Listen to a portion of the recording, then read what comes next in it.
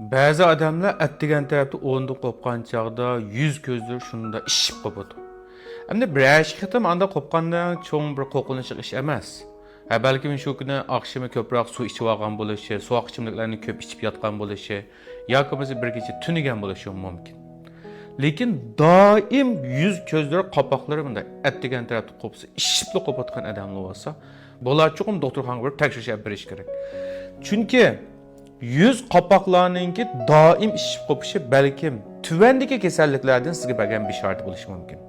Birinchidan, masalan, börekda tosh, suv paydo bo'lgan chog'da atdigan tarafda chiroy qapoqli ishib qopadi. Uning bilan börekdagi har xil kasalliklar yoki bo'lmasa börek zaifligi, har xil börek yollig'i, börek kichik sharch yollig'i deganga o'xshash, börek yallig ishig'i deganda kasalliklarga og'rigan chog'da bemorning atdigan tarafda qapoq ishiydi. Lekin börek tarafida-chi, balkim kasallik alomatini ko'rolmasligi mumkin.